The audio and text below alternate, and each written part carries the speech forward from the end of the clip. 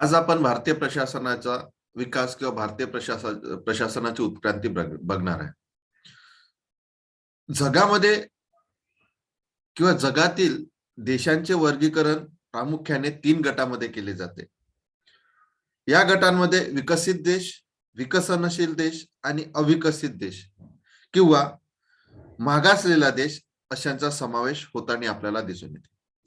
आपण विकसनशील गटाच्या देशांमध्ये मोडत असतो. प्रत्येक देशाची एक स्वतंत्र शासन व्यवस्था व प्रशासन व्यवस्था असते. स्थानिक, राजकीय, सामाजिक, भौतिक आणि आर्थिक परिस्थिती लक्षात घेऊन शासन व प्रशासन व्यवस्थेचा विचार केला जातो. जी राष्ट्रे पारतंत्र्यात असतात त्यांना स्वतःची स्वतंत्र व्यवस्था अस्तित्वात किंवा स्वतंत्र व्यवस्था निश्चित करता येत नाही. भारत हा देश विकसनशील गटामध्ये मोडणारा देश असून अनेक वर्ष तो पारतंत्र्यामध्ये होता. स्वातंत्र्यपूर्व काळात भारतावर प्राचीन कालखंडापासून आधुनिक कालखंडापर्यंत अनेक परकीय राजवटीचे राज्य होते. परकीय सत्तांनी आपल्या राजवटीत आपापल्या अनुकूल ठरेल व जास्तीत जास्त लाभ मिळवता येईल याचा विचार करून शासन कारभार चालविण्याचा प्रयत्न केलेला आपल्याला दिसून येतो. आणि त्याकरता त्यांनी आपली प्रशासन व्यवस्था मजबूत केलेली किंवा प्रशासन व्यवस्था निर्माण केलेली आपल्याला दिसून येते.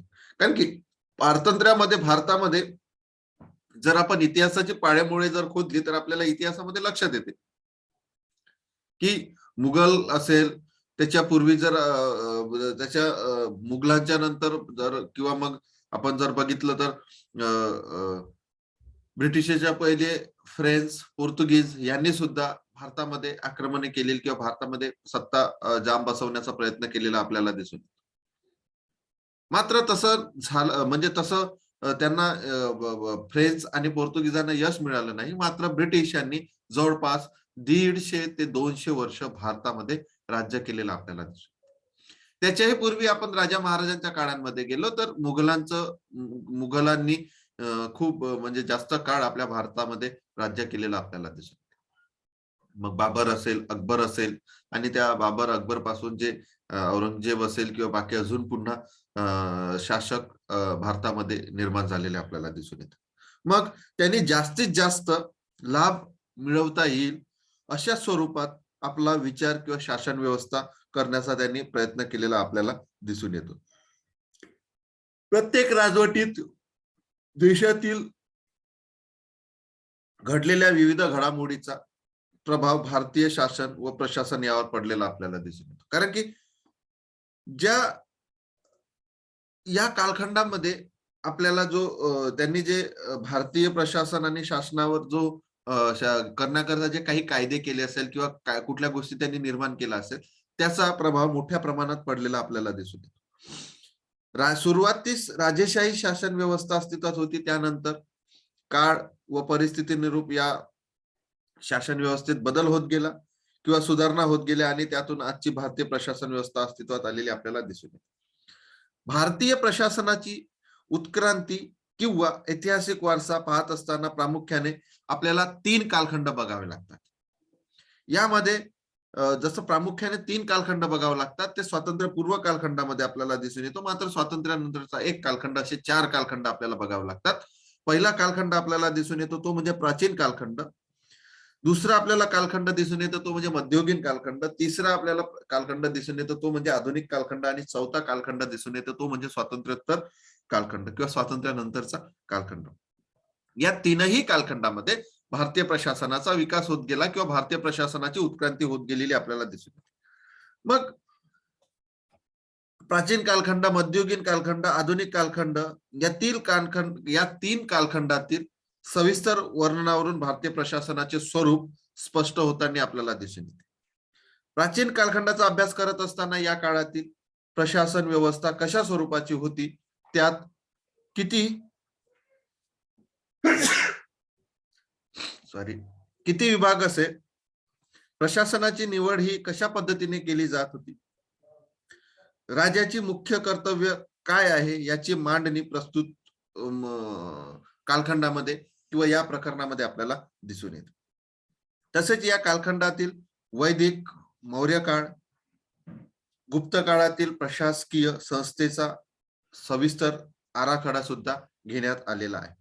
मध्ययुगीन कालखंडातील प्रशासकीय व्यवस्थेचा अभ्यास करताना सुलतानशाहीच्या काळातील प्रशासन, या काळातील होऊन गेलेले राजे व त्यांचे प्रशासन, विशेषत्वाने सम्राट अकबराच्या प्रशासनाचा अभ्यास केला किंवा करावा लागतो. तर आधुनिक कालखंड हा ब्रिटिश कालीन प्रशासन व्यवस्थेचा कालखंड म्हटल्या जाते आणि हा कालखंड कशा स्वरूपाचा होता याबद्दल सुद्धा आपल्याला मांडणी किंवा या अभ्यास करायचा.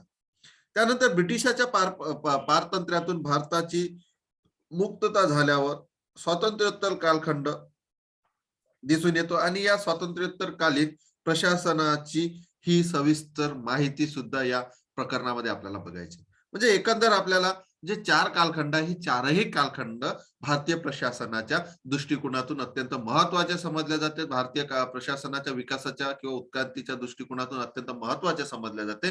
म्हणून आपल्याला या 4ही कालखंडाचा धावता आढावा घ्यायचा आहे.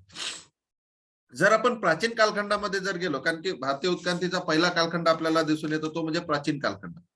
या प्राचीन काळात जे काही प्रशासनाचे स्वरूप होते ते प्रशासनाचे स्वरूप राजेशाही प्रशासनाचे स्वरूप आपल्याला दिसून येतो. याचा उल्लेख वेद, पुराण, उपनिषद, संहिता आणि महाभारतामध्ये केलेला आपल्याला दिसून येतो. वैदिक काळातील भारतीय प्रशासनाचे स्वरूप हे जरी राजेशाही स्वरूपाचे असले तरी नागरिकांच्या कल्याणाला ही अनन्यसाधारण महत्व होते. शिवाय राजाची निवड समिती नावाच्या नागरिकांच्या संस्थेच्या माध्यमातून केली जात होती. म्हणजे प्राचीन काळामध्ये जी राजाची निवड होती ती राजाची निवड समिती या संस्थेच्या माध्यमातून केल्या जात होती. समाजातील वाढलेली अराजकता, गुंडशाही, अन्याय आणि अत्याचारावर आळा घालण्याचे मुख्यतः राजाला कार्य करावे लागत असे. त्यामुळे हा कालखंड जो आहे हा कालखंड महत्वाचा मानला गेलेला आपल्याला दिसून येतो. थोडक्यात जनकल्याणार्थ राजपद निर्माण झाले होते. हे पद नैतिकतापूर्ण होते.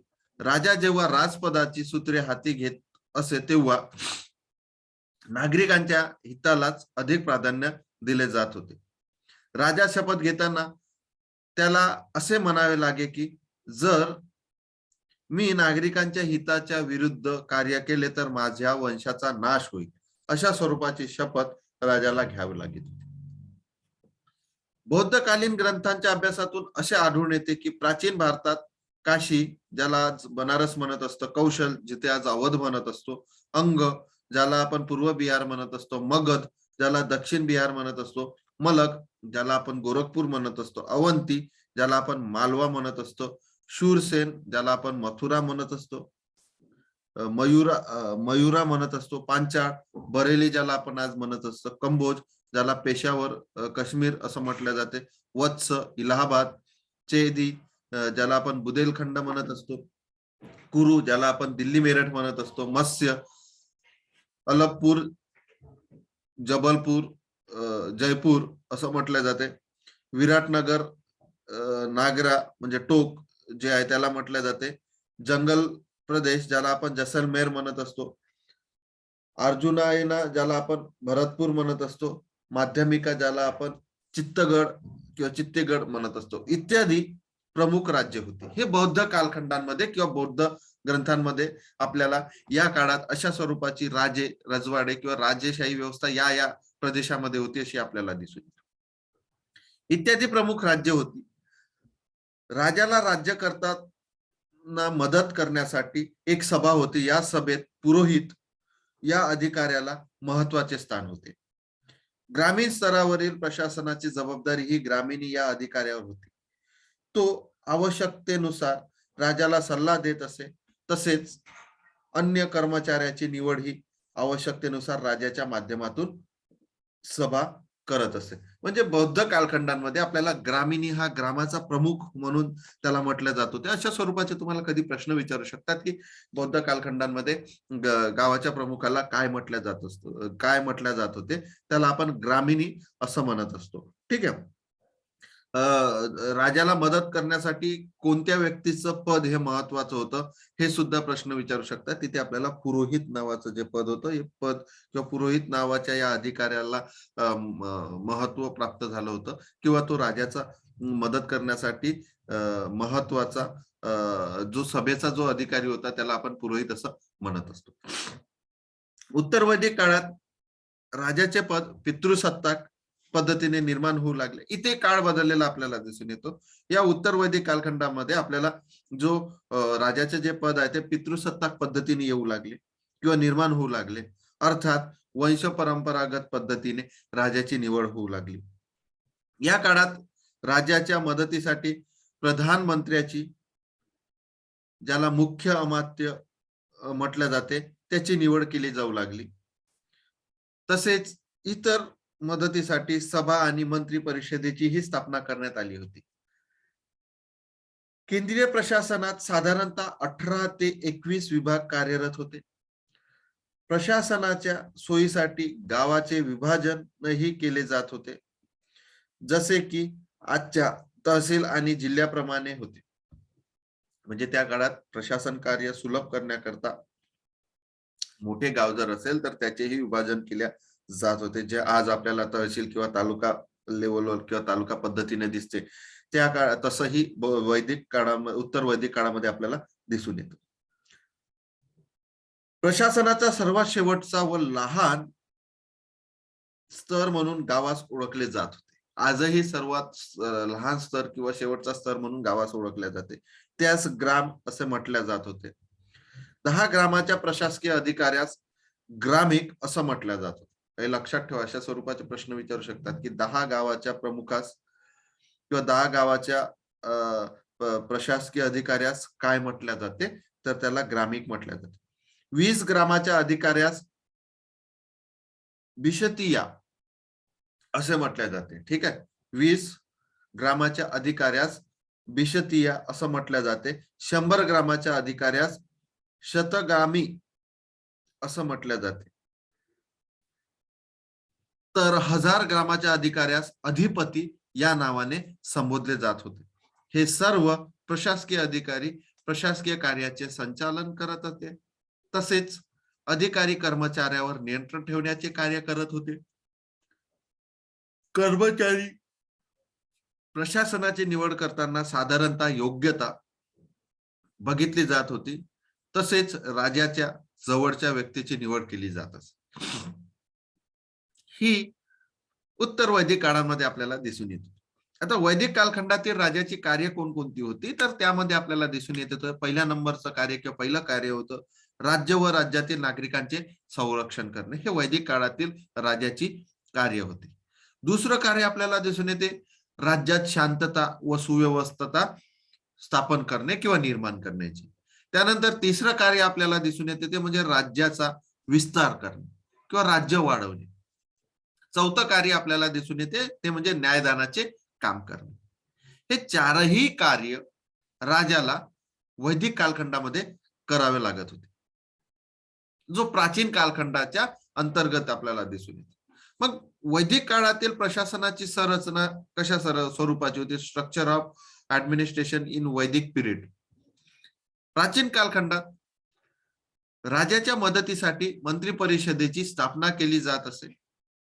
यात प्रामुख्याने पुरोहित, सेनानी, दूत, हेर, गुप्तहेर, सभा, संस्था यासारख्या महत्वाचे अधिकारी निवडल्या जात असत. आता पुरोहिताचे काम कसे होते ते आपण स्ट्रक्चर बघत आहोत. वैदिक काळामध्ये जे प्रशासनाची संरचना आहे ती कशा स्वरूपाची ते बघत आहोत. आता पुरोहिताचं जे पद होतं ते पद कसं होतं? राज्याच्या मंत्री परिषदेत पुरोहित या अधिकाऱ्याची निवड केली जात असे. या पुरोहिताचे काम म्हणजे राजाला वेळोवेळी सल्ला देणे होय. यात मुख्यतः कायदेविषयक, धर्मविषयक आणि न्यायविषयक सल्ला यांचा समावेश होत होता. म्हणजे इथे पुरोहिताला कोणत्या स्वरूपाचे कार्य करावे लागत होते? तो एक महत्वाचं राजाला वेळोवेळी मदत करणारं पद होतं. यामध्ये कायदेविषयक, धर्मविषयक आणि न्यायविषयक सल्ला देण्याचा कार्य हे पुरोहिताला करावं लागत होतं. दुसरं पद जे होतं, ज्याला आपण सेनानी म्हणत असतो, या सेनानीला कोणतं कार्य होतं? तर सेनानी या अधिकाऱ्यावर प्रामुख्याने राज्यातील लष्करासंबंधीची जबाबदारी दिल्या जात होती. यात मुख्यतः लष्करी समस्या त्यांना उपलब्ध करून द्यावयाच्या शस्त्र व अस्त्र या संबंधीची व्यवस्था करण्याचे काम त्यांना करावे लागत होते. म्हणजे सेनानी हा लष्कर प्रमुख किंवा लष्कराच्या संदर्भातलं त्यांना कार्य करावं लागत होतं. तिसरं पद जे होतं, ज्याला आपण दूत म्हणत असतो, या दूताचं काम काय होतं? राजाच्या मंत्रिमंडळातील दूत हा सर्वाधिक महत्वपूर्ण मंत्री समजला जायचा. कारण दूत हा राजा व प्रजा यांच्यातील विचाराची देवाणघेवाण तसेच समस्या व अडचणी यांची पूर्तता करण्यासाठी राजाकडे घेऊन जात असे. तसेच राज्याच्या माध्यमातून राबवण्यात येणाऱ्या एखाद्या कल्याणकारी कार्याच्या बाबतीत जनतेला पूर्ण माहिती देण्याचे कार्य हे दूत करत. त्यानंतर हेर हे एक पद होतं. हेराचे कार्य इतर राज्यातील राजाद्वारे आखण्यात येणाऱ्या कट कारस्थानाची गोपनीय माहिती राजापर्यंत पोहोचवण्याचे कार्य हेरला करावं लागेल. जे आज आपण IB असेल, आपल्या ज्या संस्था आपल्याला दिसून येतात, इंटेलिजन्स ब्युरो असेल, रिसर्च अनालिसिस विंग असेल, रॉ म्हणतो आपण त्याला, किंवा इतर ज्या संस्था असेल, स्पेशल ब्रँच असेल, या सर्व संस्था आज हेरगिरीचं कार्य करताना आपल्याला दिसून येतो. म्हणजे जे प्राचीन कालखंडांमध्ये जे आपल्याला व्यवस्था किंवा प्रशासकीय व्यवस्था दिसत होती, त्यामध्ये काही सुधार करून आज तशा स्वरूपाच्या व्यवस्था भारतीय प्रशासनामध्ये आपल्याला दिसून येते.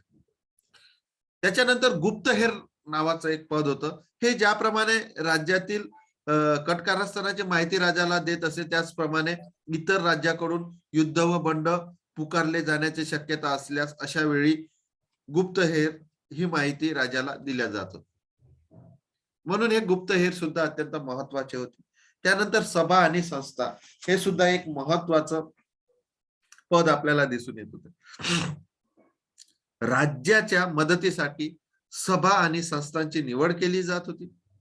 असे या सभा आणि संस्थेत लोकप्रतिनिधींचा समावेश केला जात होता. यास लोकप्रातिनिधिक संस्था असं सुद्धा म्हटल्या जात होत. या संस्था आणि सभा प्रामुख्याने राजास कायदेसंबंधी किंवा कायद्यासंबंधी मार्गदर्शन करत, तसेच राजाची बडतर्फी या संस्थेद्वारे केली जात असे. अर्थात राजा आणि संस्थेच्या अभावी किंवा संस्थेच्या विरोधात प्रशासन चालू शकत नसे. या समितीच्या सल्ल्याने न्यायदानाचं काम हे धार्मिकरित्या पार पाडावे लागत होते किंवा पार पाडल्या जात असे. म्हणजेच त्या काळात स्वतंत्र न्यायालय अस्तित्वात नव्हती. ज्याप्रमाणे राज्यस्तरावरील न्यायदानाचे कार्य हे या संस्थेच्या माध्यमातून केले जात असे, त्याचप्रमाणे खेड्यातील भांडण व तंटे सोडवण्याचे कार्य स्थानिक पातळीवर ग्राम्यवादीन किंवा यांच्या माध्यमातून सोडवल्या जात असे. म्हणजे जे आज आपण तंटामुक्तीचं जी महात्मा गांधी तंटामुक्तीची जी योजना दिसत आहे, ही योजना सुद्धा त्या काळांमध्ये होती. म्हणजे गावातील भांडण गावातच मिटवण्याकरिता ग्राम्यवादीन या माध्यमातून सोडवल्या जात होते. घरफोडी, चोरी, दरोडे इत्यादी गुन्ह्यासाठी व राष्ट्रद्रोहासाठी हद्दपार आणि मृत्यूदंड यासारख्या शिक्षा दिल्या जात असे. परंतु सौम्य गुन्ह्यासाठी सौम्य स्वरूपाची शिक्षा दिली जात असे. अशा प्रकारे वैदिक कालखंडातील प्रशासन व्यवस्था अस्तित्वात होती. कारण की ही वैदिक कालखंडामधली प्रशासन व्यवस्था होती आणि या वैदिक कालखंडातील प्रशासन व्यवस्थेमधील काही भाग सुद्धा आपल्याला या प्राचीन कालखंडामध्ये आपल्याला दिसतो.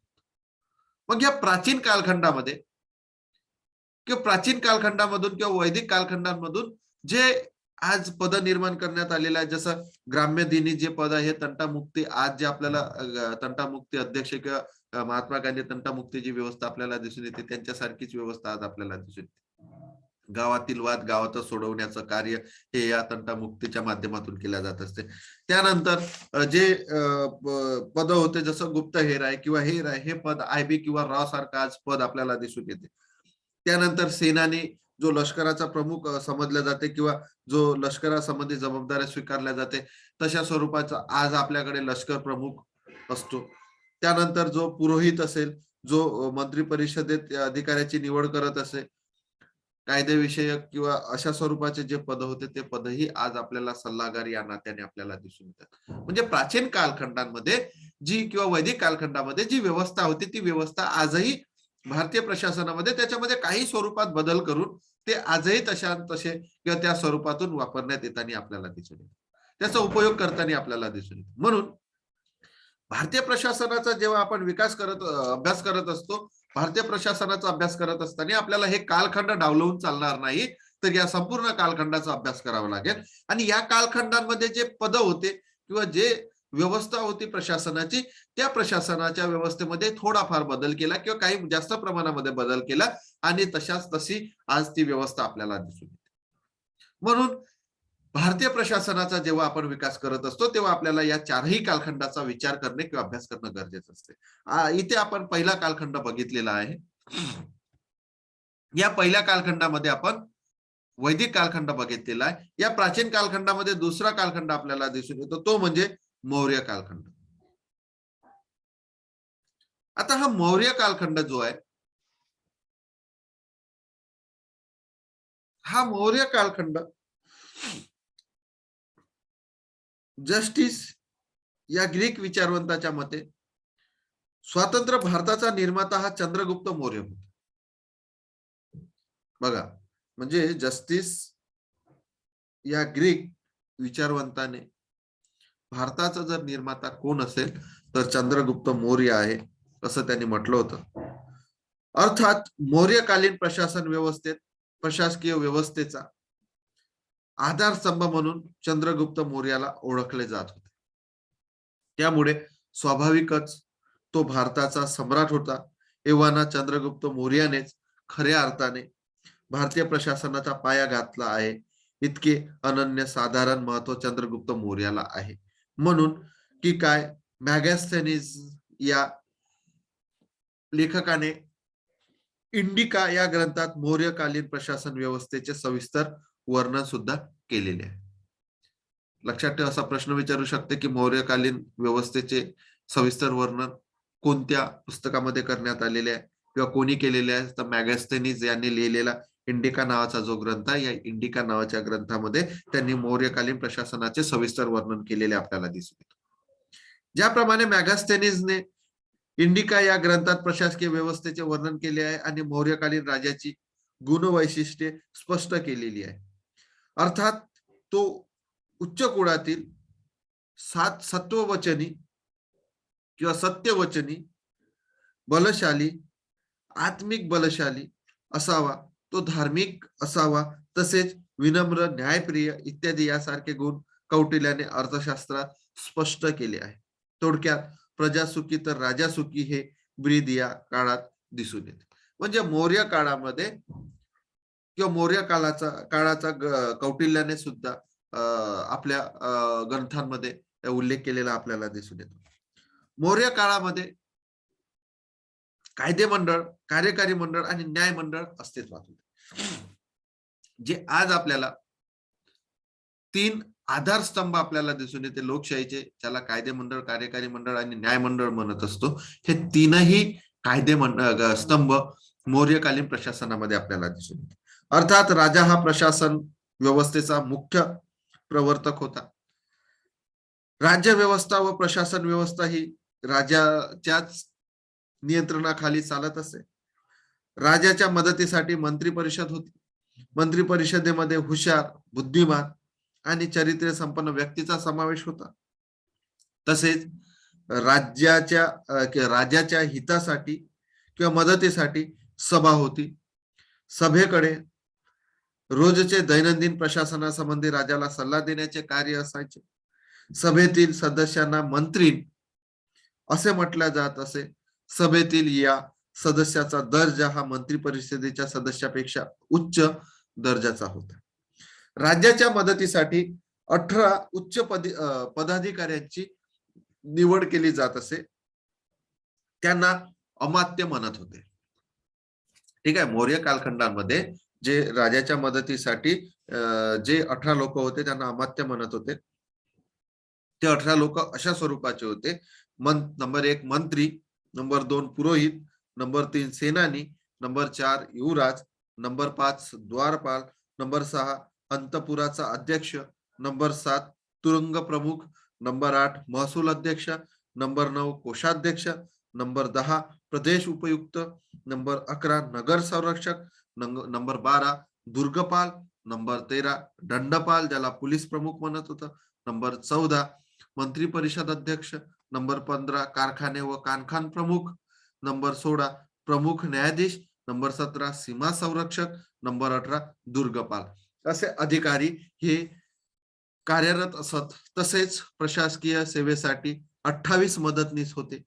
अशा प्रकारे राज्याची प्रशासकीय व्यवस्था होती. तसेच मौर्य काळामध्ये ग्राम हा सर्वात लहान घटक समजला जात असे. ग्रामाला किंवा ग्रामाच्या प्रमुखाला ग्रामिक असं म्हटलं जात असे. तर ग्रामिकाच्या मदतीसाठी ग्रामसभा अस्तित्वात होती.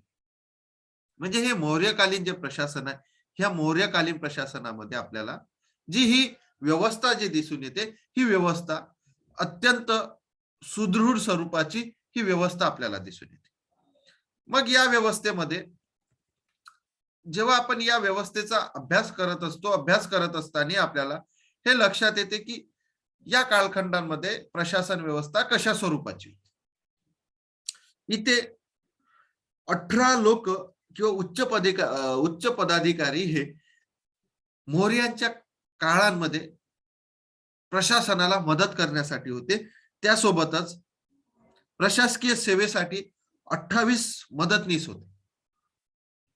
आणि या मौर्य कालखंडामध्ये सर्वात खालच्या स्तराचा जो लहानचा प्रकार आपण म्हटल्या जात होतो त्याला आपण किंवा लहानचा ज्याला घटक म्हटल्या जात होतं तो म्हणजे ग्राम होता.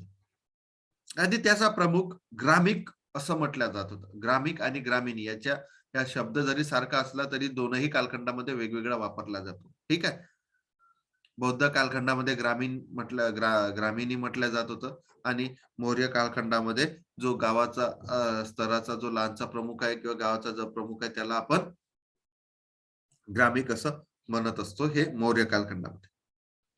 मग हे मौर्यकालीन प्रशासनाची जी वैशिष्ट्ये होती, ही मौर्यकालीन प्रशासनाची म्हणजे नगर परिषदेची जी व्यवस्था होती, नगर परिषदेची व्यवस्था नगराध्यक्षावर असायची.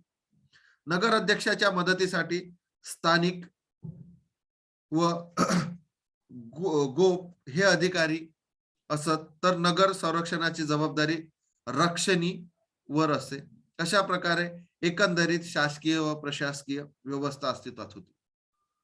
चंद्रगुप्ताने मौर्यकालीन प्रशासनाचा पाया घातला असला तरी त्याचा काळ मात्र त्याचा कळस जो आहे तो अशोकाने रचलेला आपल्याला दिसतो. म्हणजे मौर्य काळामध्ये चंद्रगुप्त मौर्याने हा प्रशासनाचा पाया रचला तर अशोकाने कळस रचलेला आपल्याला दिसतो. म्हणजे आपण वारकरी संप्रदायाच्या संदर्भात जर विचार केला, आपला एक वारकरी संप्रदाय महाराष्ट्रामध्ये त्यामध्ये असं म्हटलं जाते, ज्ञानदेव रचिला पाया तुका झालीसी या कळसा. म्हणजे इथे मौर्यकालीन व्यवस्थेमध्ये मौर्य काळामध्ये चंद्रगुप्त मौर्याने पाया रचला तर अशोकाने कळस बांधलेला आपल्याला दिसून येते. म्हणजे सुरुवात ही चंद्रगुप्त मौर्याने केली तर त्याच्यामध्ये बदल करून मौर्य प्रशासनाला उंचीवर पोहोचवण्याचं कार्य हे सम्राट अशोकाने केलेलं आपल्याला दिसून येते. अशोक हा कुशल प्रशासक म्हटला जात होता. प्रशासनाचा आधारस्तंभ आणि आध्यात्मिक होता. याने आपल्या कालखंडामध्ये महत्वपूर्ण अशा सुधारणा केल्या होत्या. त्यामुळे प्रशासनातील एक आदर्श व्यक्ती म्हणून सम्राट अशोकास ओळखले जाते. सम्राट अशोकाच्या मदतीसाठी मंत्री परिषद आणि सचिवालय होते जे आज आपल्याला दिसून येते. ते यांच्या साहाय्याने कार्य करीत असे. अशोकाने प्रशासनात नाविन्यपूर्ण सुधारणा करण्यासाठी एक खास अधिकाऱ्याची निवड केली होती त्यास रज्जुक असे म्हटल्या जात होते. अशोकाने रज्जुक या खास अधिकाऱ्याची निर्मिती केली होती. यासोबतच राज्यातील उच्चपदस्थ अधिकाऱ्यांवर देखरेख ठेवण्यासाठी पर्यवेक्षक होता. तसेच जनसंपर्कासाठी पोलिसांनी या अधिकाऱ्याची निवड केली जात व नियंत्रण ठेवण्यासाठी इथिझक होते. अशोकाच्या कालखंडामध्ये सर्वात महत्वाची बाब म्हणजे धम्म महामंत्र या अधिकाऱ्याची निवड होत होती आणि याच्या माध्यमातून अशोकाच्या संपूर्ण साम्राज्यात धम्मशिक्षण दिले जात असे. जर अशोकाच्या कालखंडामध्ये धम्मशिक्षण हे कोणी दिले तर धम्म महामंत्र नावाचा जो अधिकारी होता, या अधिकाऱ्याच्या माध्यमातून धम्मशिक्षण दिले जात असे. प्रजासुखी तर राजासुखी हे कौटिल्याच्या काळातील ब्रीदवाक्य सम्राट अशोकाच्या काळात सार्थक ठरलेले आपल्याला दिसून येते. म्हणजे चंद्रगुप्त मौर्याच्या कालखंडामध्ये कौटिल्य हा महत्वाचा व्यक्ती होता आणि या व्यक्तीच्या माध्यमातून जे वाक्य ठरवण्यात आलं होतं, प्रजासुखी तर राजासुखी, हे ब्रीद वाक्य अशोकाच्या काळात सार्थक ठरलेले आपल्याला दिसून येते. आता मौर्यकालीन प्रशासनाची जी वैशिष्ट्ये होती, ती वैशिष्ट्ये कोणकोणती होती ती आपण बघू. कल्याणकारी राज्य हे एक महत्वाचं वैशिष्ट्य मौर्यकालीन प्रशासनाचं आपल्याला दिसून येते. दुसरं आपल्याला दिसून येते ते म्हणजे विशाल कर्मचारी यंत्रणा. त्यांच्याकडे जी कर्मचारी यंत्रणा होती ती कर्मचारी यंत्रणा मोठ्या प्रमाणात होती, विशाल होती. तिसरं आपल्याला वैशिष्ट्य दिसून येते ते म्हणजे सक्षम व सुदृढ धोरण हे मौर्यकालीन प्रशासनाचं आपल्याला दिसून येते, कारण की त्यांचे जे धोरण होते ते सुदृढ स्वरूपाचे होते आणि सक्षम स्वरूपाचे होते. त्याच्यानंतर चौथं वैशिष्ट्य आपल्याला दिसून येते ते म्हणजे संघटनात्मक संरचना हे वैशिष्ट्य आपल्याला दिसून येते, कारण की मौर्यकालीन प्रशासनामध्ये संघटन हे मजबूत स्वरूपाचं होतं. त्याच्यानंतर पाचवं वैशिष्ट्य आपल्याला दिसून येते ते म्हणजे प्रशासन कार्यात कुशलता हे एक वैशिष्ट्य आपल्याला दिसून येते. त्यानंतर मौर्यकालीन कालखंडाचं सहावं वैशिष्ट्य आपल्याला दिसून येते ते म्हणजे सत्तेचे व अधिकाराचे प्रत्यायोजन हे एक महत्वाचं वैशिष्ट्य आपल्याला इथे दिसून येते. त्याच्यानंतर सातवं वैशिष्ट्य आपल्याला दिसून येते ते म्हणजे विकेंद्रीकरणाचं वैशिष्ट्य आपल्याला दिसून येते. म्हणजे जे विकेंद्रीकरण झालेलं आपल्याला दिसून येते ते विकेंद्रीकरण हे मौर्यकालीन कालखंडामध्ये झालेलं आपल्याला दिसून येते. त्याच्यानंतर आपल्याला दिसून येते ते म्हणजे स्वातंत्र्य आणि निष्पक्ष न्याय व्यवस्था हे सुद्धा मौर्य कालखंडामध्ये आपल्याला दिसून येते. त्याचं एक वैशिष्ट्य आपल्याला दिसून येते. त्यानंतर सुमोचित संप्रेषण व्यवस्था व समन्वय हे सुद्धा एक वैशिष्ट्य आपल्याला दिसून येते. त्यानंतर 10वं वैशिष्ट्य आपल्याला दिसून येते ते म्हणजे मिश्रित स्वरूपाची अर्थव्यवस्था हे सुद्धा एक मौर्यकालीन प्रशासनाचं वैशिष्ट्य आपल्याला दिसून येते. त्यानंतर कायद्याचे राज्य हे सुद्धा मौर्यकालीन व्यवस्थेचं वैशिष्ट्य आहे. त्यानंतर धर्मनिरपेक्ष राज्य हे सुद्धा मौर्यकालीन प्रशासनामध्ये हे आपल्याला दिसून येते. हे 12ही वैशिष्ट्य मौर्यकालीन प्रशासनाची आपल्याला दिसून येते.